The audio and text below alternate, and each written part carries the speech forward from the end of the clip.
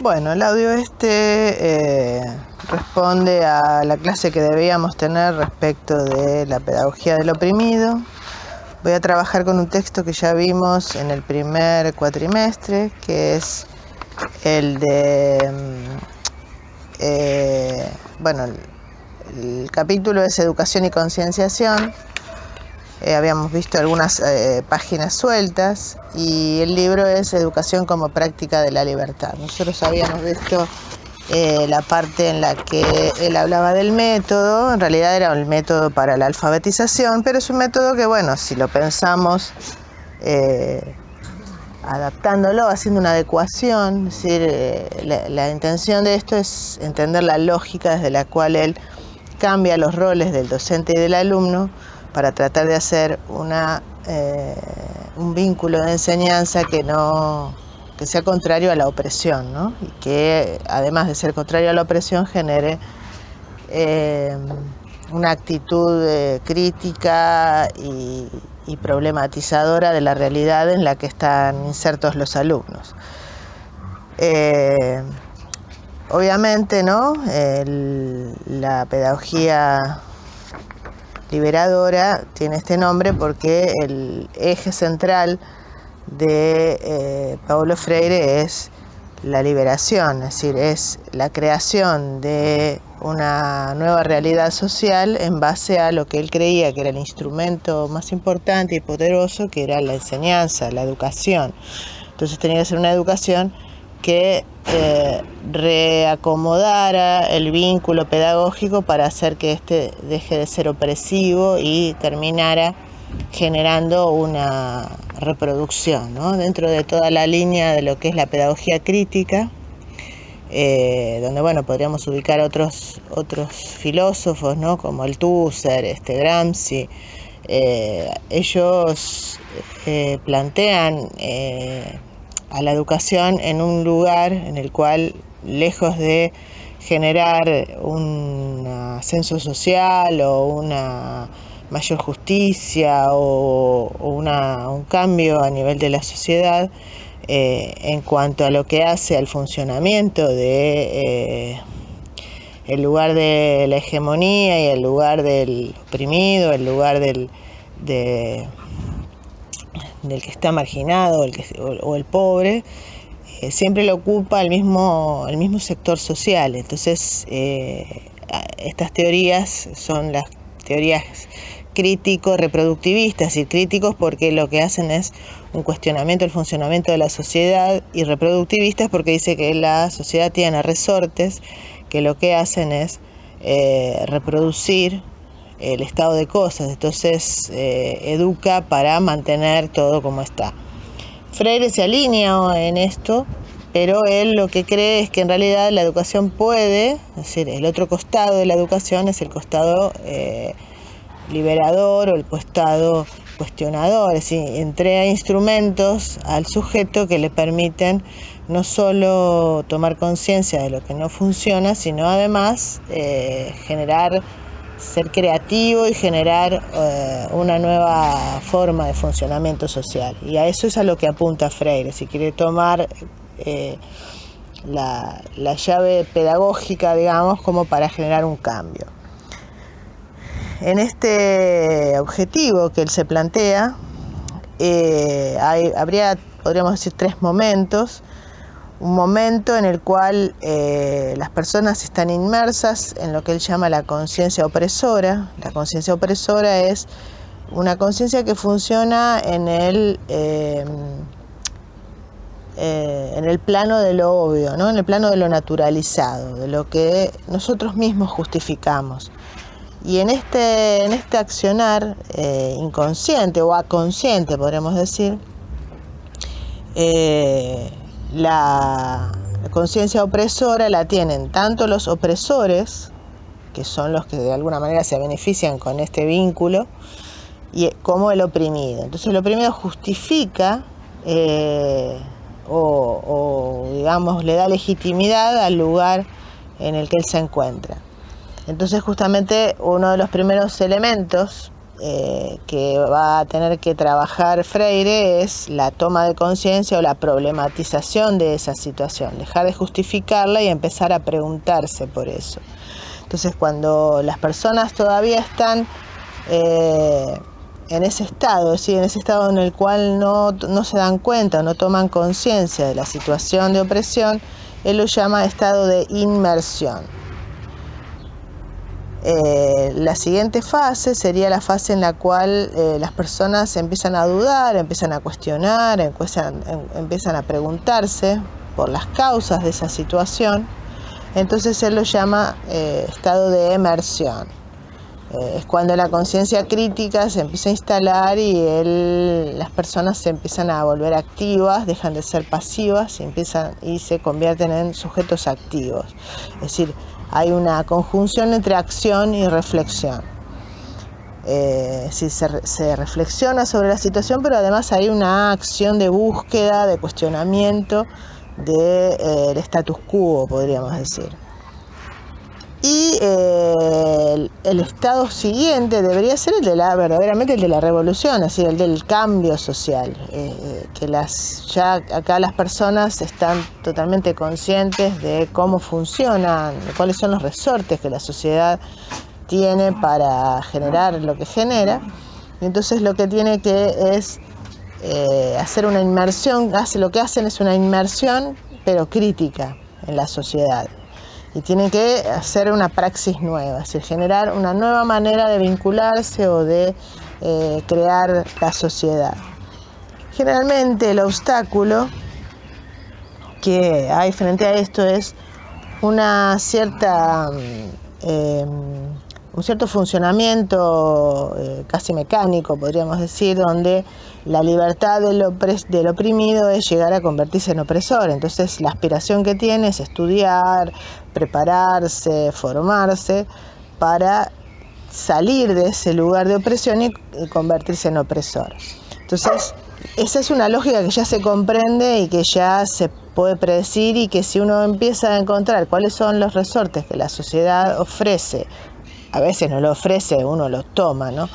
Pero bueno, esos resortes que uno puede ir tomando, bueno, anotarse en una buena escuela, no poner al chico en la escuela del barrio, sino ponerla en una más céntrica donde se vincula con chicos de otro nivel socioeconómico, es decir, distintas estrategias que la gente ha ido encontrando para, bueno, sortear ese camino y hacer el ascenso social, que en esta lógica el ascenso social es llegar a pertenecer a la clase de los opresores.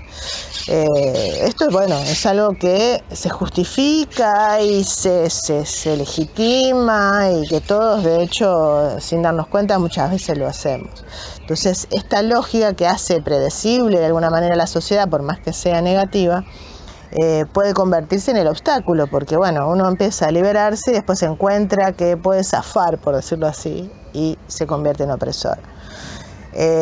Otro obstáculo es la conciencia fatalista, es decir, él tiene un libro que se llama Pedagogía de la Esperanza, bueno, que sería lo contrario a este fatalismo. Bueno, no se puede, es imposible, siempre va a ser así, la gente lo ha tratado y no ha podido, es decir, cualquier argumento que va en contra de la posibilidad de llegar a hacer esto.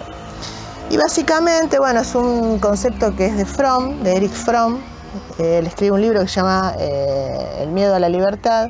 Él lo trabaja en el plano de lo que es las terapias, ¿no? Y él dice, bueno, cuando el paciente empieza a encontrar cuáles son las causas que lo enferman, se da cuenta cuáles son, y cuando tiene que hacer el movimiento de cambio, es decir, generar básicamente un cambio de identidad en el aspecto que lo enferma, ¿no? Hace una regresión, porque, claro, la identidad que tiene es la que lo enferma, y tiene que crear una nueva que todavía no sabe cuál es. Entonces, ese momento de vacío, ese momento de incertidumbre le da angustia, y entonces hace una regresión. Entonces el miedo a la libertad en el plano de esta liberación que se plantea Freire como acción de, bueno, destruir la sociedad tal cual funciona y que oprime, para construir una sociedad que tenga una lógica diferente, bueno, es contrarrestada por este miedo a la libertad. Pero bueno, había terminado de explicar un poco el proceso de desarrollo que se daría o los pasos que se irían atravesando en el camino a la liberación, ¿no? Hablando de estos tres momentos. Cuando Freire se plantea el vínculo de enseñanza, hace una crítica al modelo de la escuela tradicional, su formato, ¿no? Donde, bueno, ahí él muestra cómo ese formato básico responde a un modelo opresor que refleja, digamos, los vínculos de la sociedad, donde siempre hay un sector hegemónico, un sector que es el que decide, el que marca lo que es bueno y lo que es verdadero, y otro sector que no sería el poseedor de esas cualidades, de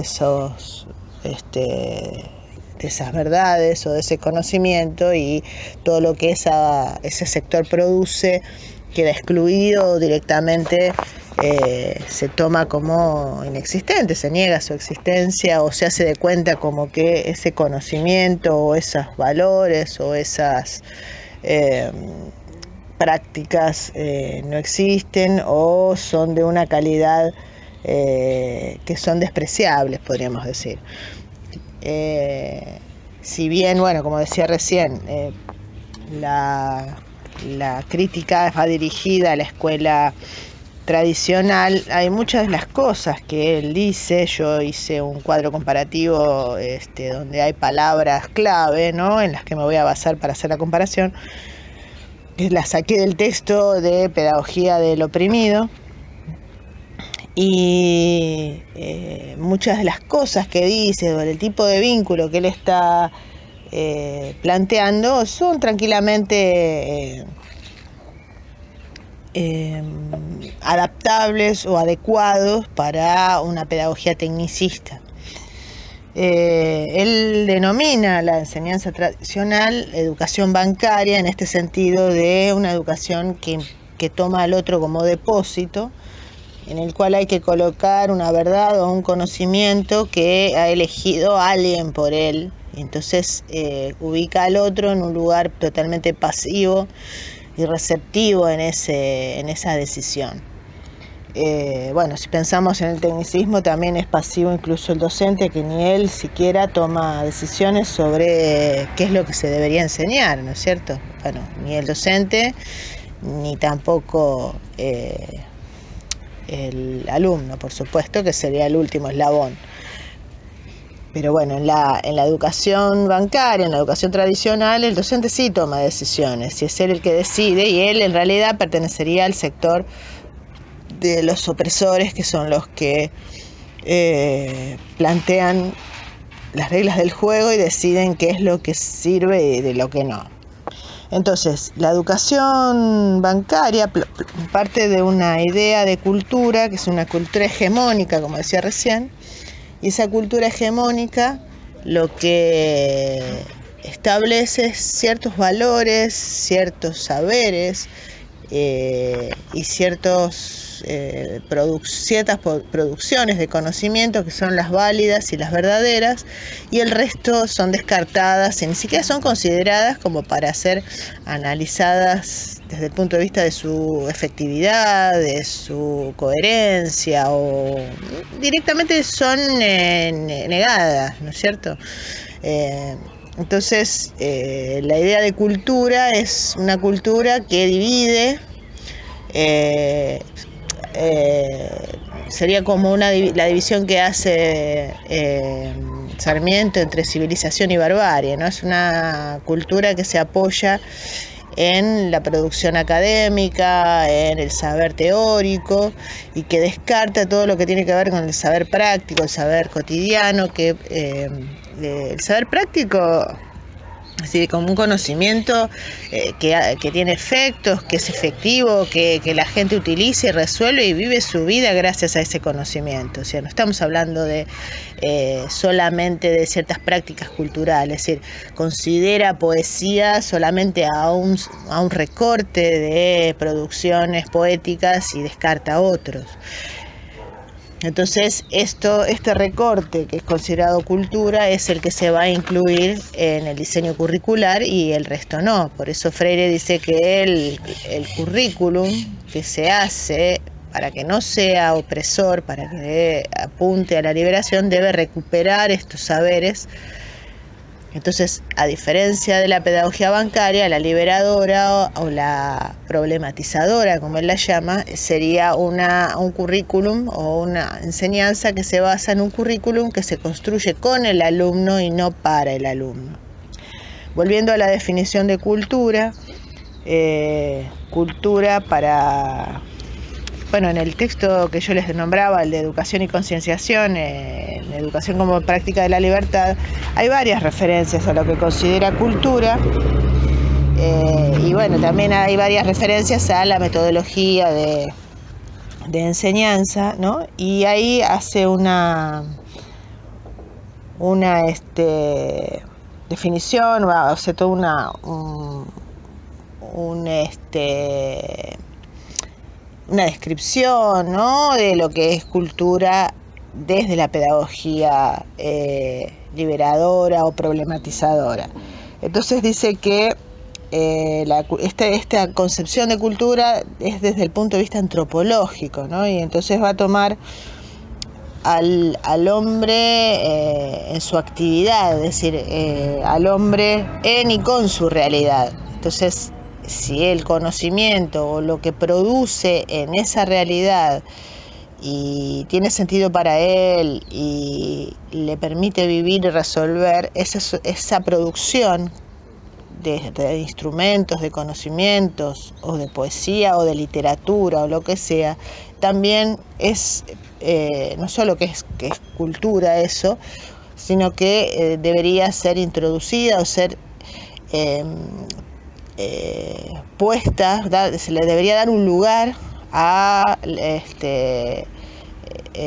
la práctica educativa, o sea, debería ser parte de la práctica educativa. Si no solo tendríamos que plantear, digo, no solamente, porque no es que a veces se malinterpreta a Freire y se cree que lo que hay que enseñar es solo lo que ellos practican para no ser,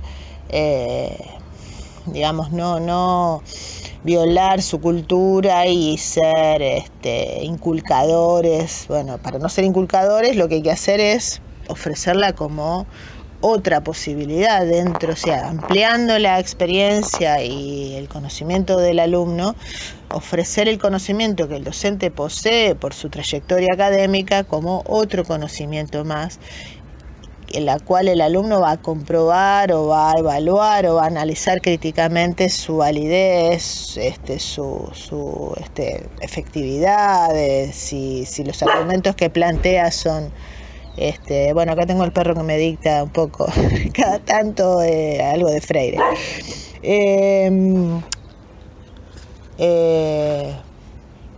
Entonces esta cultura es toda producción, consideraríamos cultura a toda producción humana, y por ende cuando nosotros incluimos en el currículum para trabajar, no solo incluimos aspectos que tengan que ver con la cultura letrada, la cultura académica, sino también la cultura que el alumno, que es parte de su vida, ¿no es cierto? Bueno, ahí en ese texto tienen varias referencias, la idea sería que ustedes lo ampliaran. Ahora, ¿cómo la introducimos? ¿Cómo introducimos la realidad del alumno? Empezamos a hablar de la realidad del alumno y además problematizamos esa realidad y aportamos nuestros conocimientos, bueno, en el caso de ustedes de matemática, pero del que sea, para que sea productivo para esa realidad. Bueno, como Freire trabaja con adultos analfabetos, él plantea situaciones, lo podríamos llamar ahora disparadores, es decir, es una situación o una imagen, ¿no? Bueno, él trabaja con imágenes porque sus alumnos no saben leer, pero podríamos traer un problema, un recorte del diario. Yo había dado ejemplos de, bueno, de trabajos que había planteado la profesora Camus sacados del diario, por ejemplo, una noticia que que hablaba sobre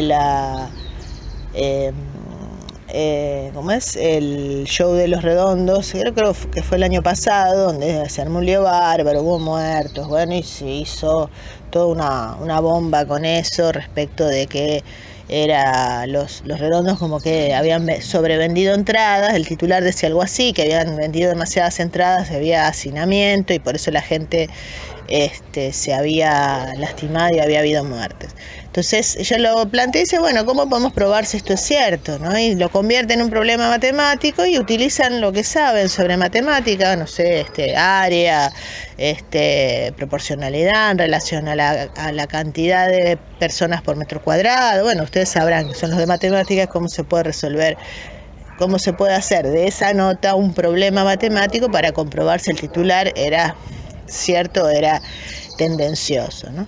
Entonces, ese tipo de situaciones, en este caso porque nosotros contamos con alumnos que sí saben algo de matemática y además no son analfabetos, sino que saben leer, podrían leer y podrían ellos mismos traer.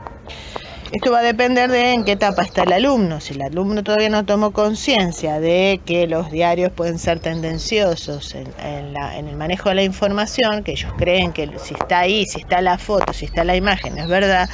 Entonces nosotros lo que tenemos que hacer es, bueno, están en inmersión, es decir, todavía la conciencia opresora está vigente, entonces el docente lo que tiene que crear es una situación de puesta en cuestionamiento de eso, pero no porque uno se lo dice, ojito con esto, sino que trae una situación donde se pone de manifiesto eso, esa duda, ¿no? Entonces, a esas situaciones que él crea, que son situaciones didácticas, que las crea con la intención de que el alumno se pregunte, que el alumno discuta, que llegue a alguna conclusión, que debata con sus compañeros, donde el docente aporta su conocimiento académico, es lo que él llama, cuando hace la descripción del método, dice, plantea, tres características, que tiene que ser dialogal, crítico, con espíritu crítico. Dice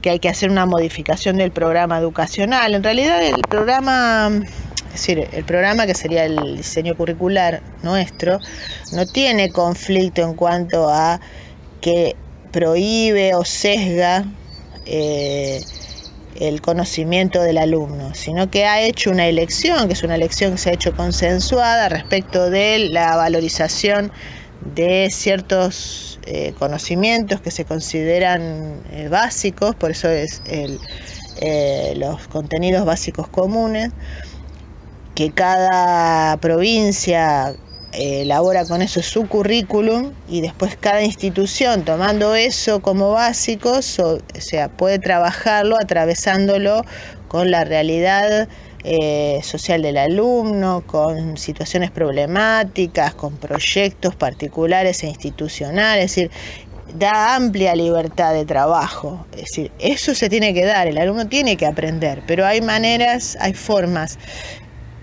equivalentes de conocer proporcionalidad. Uno lo puede aprender por la fórmula que está en el manual o a través de problema de la noticia de Los Redondos, ¿no? Entonces, las formas en que uno aprende ese conocimiento son muy amplias y variadas, y de hecho el diseño curricular lo permite. Es decir, para esto es bastante abierto y lo que intenta es justamente revalorizar y poder tomar las distintas estrategias de los alumnos. Si ustedes miran los consejos que da, las orientaciones, porque lo llama orientaciones didácticas, van a ver que en realidad son ejemplos de cómo trabajar de manera de que el alumno produzca por sí mismo, se pregunte, discuta con los compañeros y entre todos se arribe a una conclusión, ¿no? Que es lo que sería la etapa, digamos, si tomamos a Chernay, la etapa de la validación, y luego el docente diría, bueno, así como ustedes tienen estas herramientas, hay otras personas, bueno, depende del tema que sea, que sea algún matemático, de algún lado habrá salido, que presenta esta otra herramienta. Fíjense a ver cómo es, qué les parece esta fórmula, ¿no? Y entonces el docente ofrece el vocabulario, ofrece otras posibilidades dentro de lo que es las herramientas matemáticas para esa situación en particular. Entonces él lo que dice es que habría que crear, él lo llama técnicas de reducción y codificación. Las técnicas de reducción y codificación son técnicas en las cuales, tomando todos estos datos de las problemáticas de los alumnos, los intereses, sus prácticas sociales, el lugar en el que se desenvuelve a nivel de la sociedad, crear justamente lo que hace es armar, le pide a un pintor que representa, se dedica mucho a representar escenas de la vida social de las personas en general del pueblo, ¿no? Los labradores, ¿no? Y hace esculturas y pinturas que representan eso. Entonces él le pide a este pintor que realice escenas que representen la vida cotidiana de los alumnos. Entonces, a través de estas imágenes, los alumnos empiezan a hablar de su vida, empiezan a hablar de las prácticas que tienen, y él empieza a rescatar de eso el valor cultural, las herramientas que ellos han construido y han heredado, han sido hereditarios de eso, y además heredan esas prácticas con prácticas efectivas. Y entonces el alumno se va con la idea de que no viene a recibir cultura a la escuela, que él ya tiene cultura. Lo que viene a la escuela es a poder hablar, leer y escribir el mundo de otra manera distinta a la que lo hacía antes. Pero no porque no tenga cultura, sino porque la tiene, pero esta no quiere decir que sea limitada, puede ser ampliada gracias al aporte que pueda hacer no solo el docente, sino otros compañeros y otras experiencias diferentes. Entonces, con respecto a la idea de cultura, esa sería la oposición, digamos. Después, en cuanto a el objetivo de la bancaria es formatear al otro, ¿no? Es decir, formarlos y convertirlos en autómatas, seres que operan mecánicamente, que repiten, reproducen, que son seres para el otro, porque son personas que están esperando, digamos, la respuesta o el reconocimiento o el trabajo o lo que sea de parte del opresor. Entonces siempre están en situación de dependencia de ese otro. Por eso son seres para otro.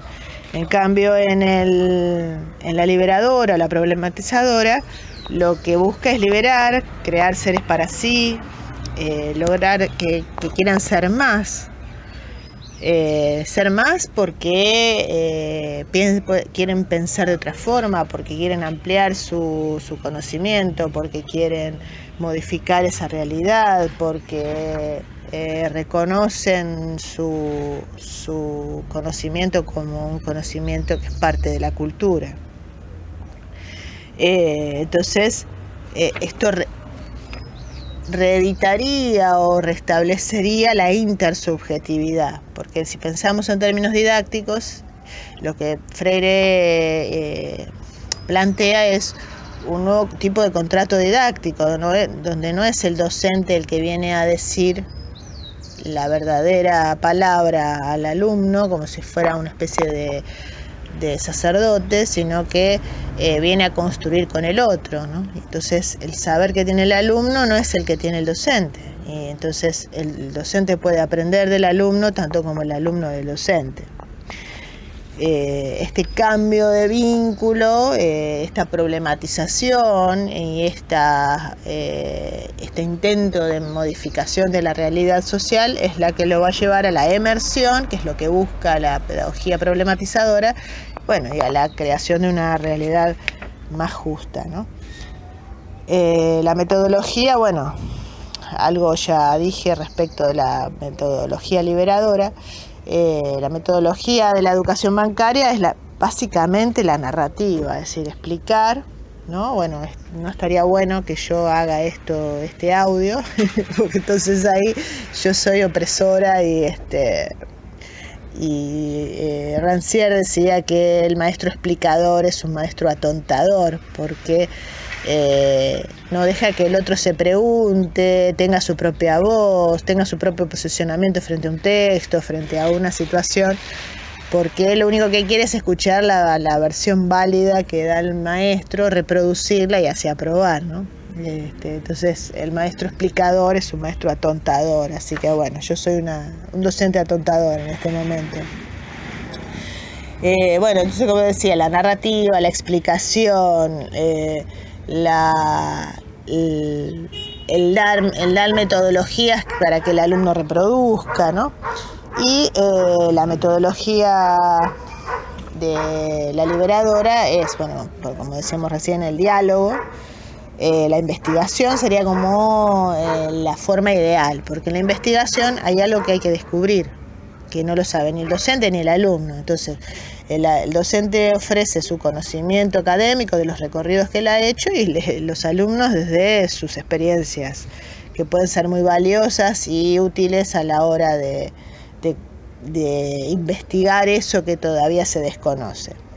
Pero además él plantea las situaciones de enseñanza como, digamos, como haciendo de cuenta que no existen, que la sociedad no las ha descubierto todavía, para que el alumno las resuelva, las piense desde los instrumentos que ya posee, ¿no? Para, bueno, ayudar de esta manera a escuchar o a hacer aflorar esas herramientas que muchas veces son muy novedosas e interesantes, pero que como nunca tuvieron voz, nadie sabe que existen más allá de los que la usan, ¿no? Entonces él habla de recrear, es decir, el teorema de Pitágoras ya existe, pero hacemos de cuenta que no existe y lo recreamos. A raíz de esto tengo una anécdota, ¿no? Mi papá era albañil y él me contaba que para saber, yo en el momento que él me lo cuenta me sorprendió porque no entendía bien, después lo traté de asociar al teorema de Pitágoras y me di cuenta que tenía razón. Una alumna, ¿vieron? Yo aprendo también, me dijo que era la proporción de lambda, ¿no? A eso que mi papá decía. Entonces él decía que para saber si por ejemplo un techo estaba en escuadra o una pared estaba en escuadra, hacía una proporción que era, es decir, cada cateto, podríamos decir, sería 3 y 4 y la hipotenusa sería 5, tenía que dar 5. Entonces si él cuando hacía esa proporción en la pared daba esa proporción, entonces quería decir que el ángulo recto estaba bien, estaba a plomo, estaba en escuadra. Bueno, si ustedes hay un salón ahí en el instituto, creo que es el aula 8, que la tiene esa proporción en forma de cuadritos, ¿no? Tienen el triángulo, rectángulo y tienen los 3 cuadritos, que son por supuesto todos iguales, 3 cuadritos de un lado, 4 del otro y en la diagonal los 5. Bueno, una alumna cuando yo conté esta anécdota me dijo que era la proporción de lambda. Bueno, mi papá como albañil sabía la proporción, entonces imagínense alguien que trabaja como albañil, que trae eso como instrumento, y dice, miren, yo lo resolvería así y lo aplica. Nosotros con eso podemos trabajar como contenido matemático y después decir, bueno, hay no sé, supongo que lambda será alguna persona, hay una proporción que se llama lambda, que es esto que vos estás haciendo. Entonces imagínense cómo se va a sentir el alumno de importante al haber aplicado o conocido antes por su propia cuenta o creado capaz esa proporción, o haberse dado cuenta, ¿no?, de esa proporción de tanto resolver ese tipo de situaciones cuando nosotros le decimos que eso existe en la matemática. ¡Odi! Bueno, quedó ahí, se suponía que se tenía que pausar, pero no se pausó, así que ahí escucharon cómo yo no soy muy liberadora con mi perro que ladra y me perturba el audio. Bien, bueno, el tipo de vínculo que se plantea en la educación bancaria es de domesticación. Entonces, la relación es una relación jerárquica de A sobre B, es decir, el docente es el que sabe y el alumno es el ignorante. Entonces la palabra del docente es la que es válida y la del alumno no, por eso el alumno no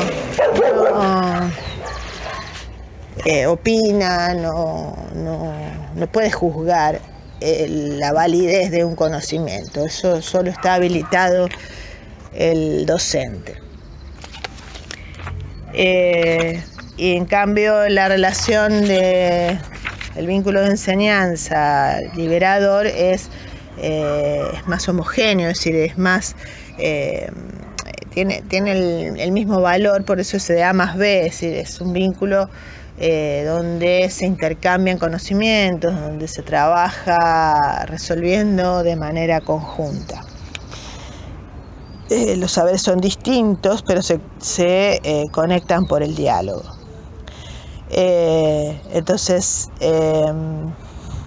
los rasgos del docente, ¿no?, en esta línea, en el caso de la bancaria sería paternalista, domesticador, asistencialista, es decir, él es el que, puede ser autoritario y imponer directamente, o ser más simpático, digamos, más manipulador y convencer al otro de que ese conocimiento es válido, es importante, le va a servir, ¿no? Pero en realidad los argumentos de la validez o utilidad de un conocimiento no deberían ser dados porque el docente lo dice desde su autoridad, sino porque es un conocimiento que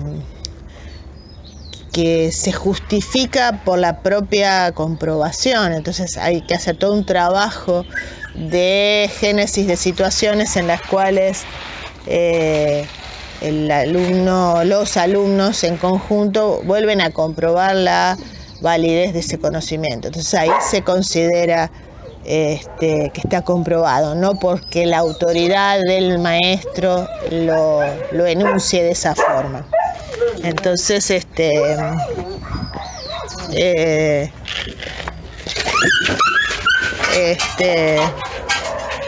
conocimiento es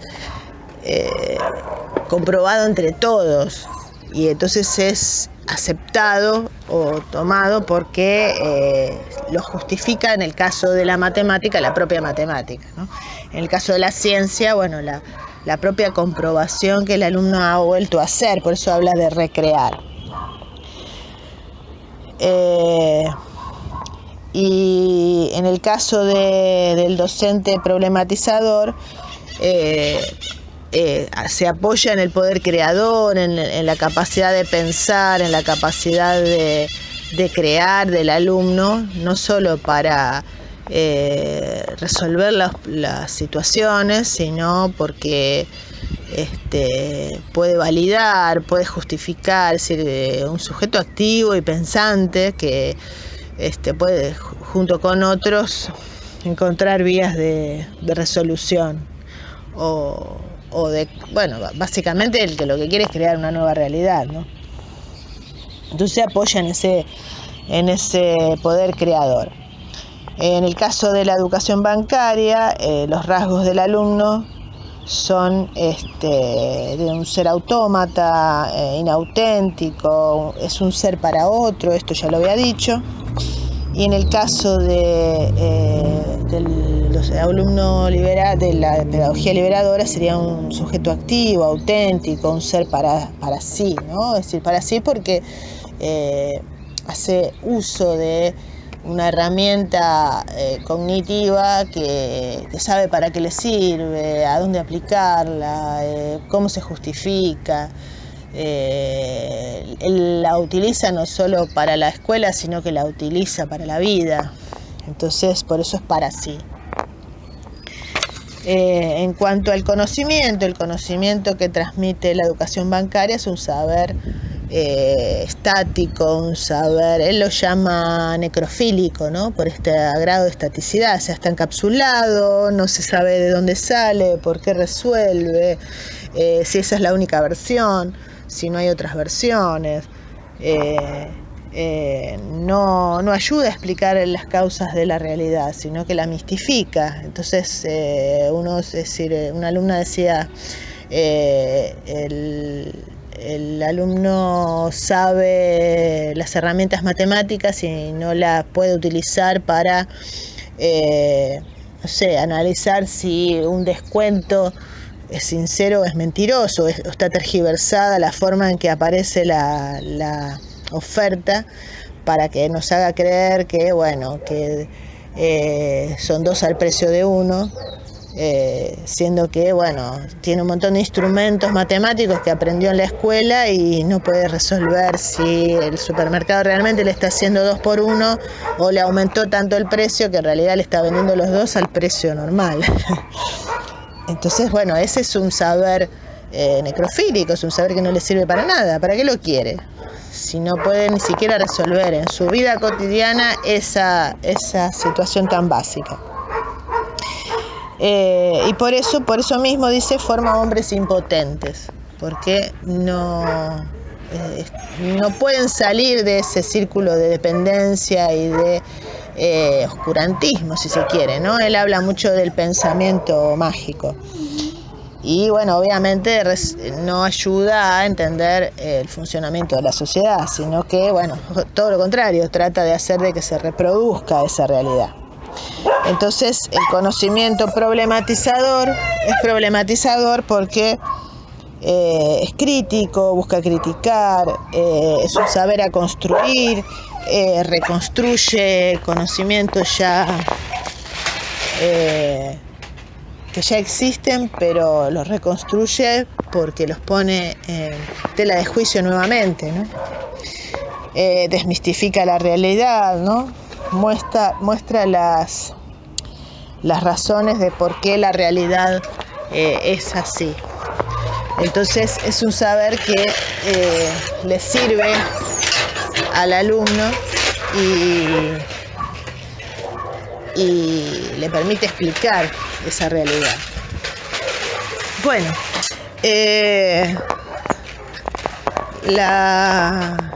Los dos textos, como decía, que utilicé son el texto de Pedagogía del Oprimido, donde está toda la segunda parte, ¿no?, de la comparación entre la educación bancaria y la liberadora, y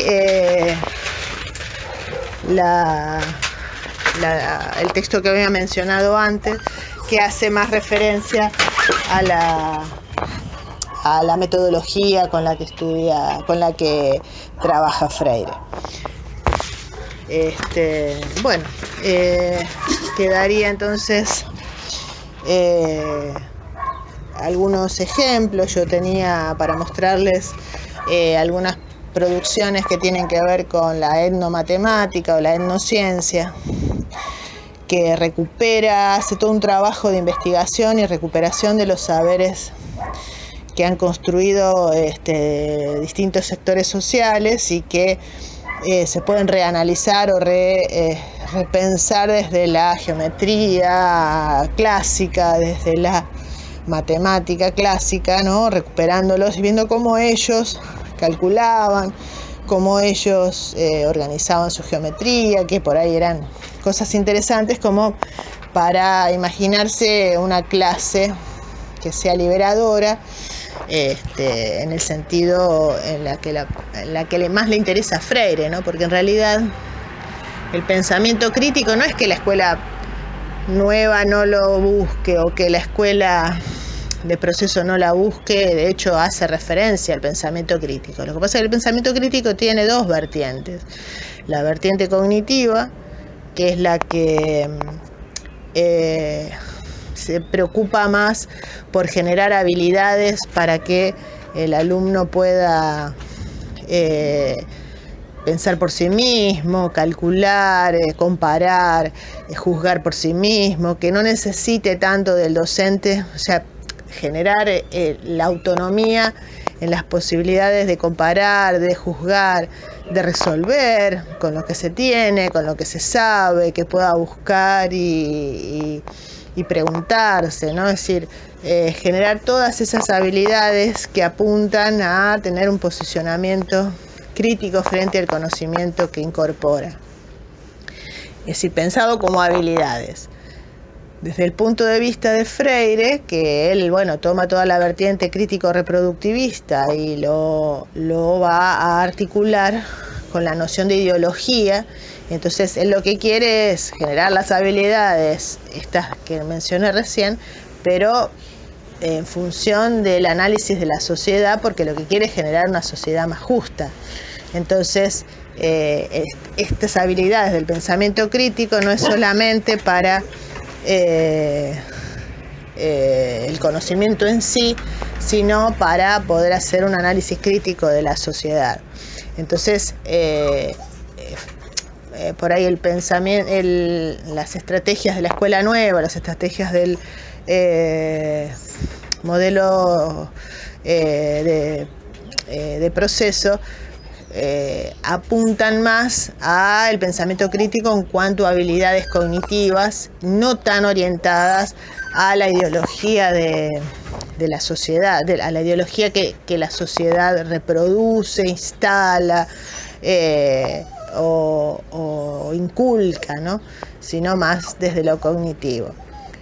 Por eso, para plantear la secuencia didáctica, la actividad, que se note bien la diferencia, nosotros apuntamos a que esté bien articulado con lo social, pero no quiere decir que no generemos pensamiento crítico si trabajamos con un conocimiento desde, por ejemplo, las estrategias aproximativas o incluso incitativas que planteaba Charnay, ¿no es cierto?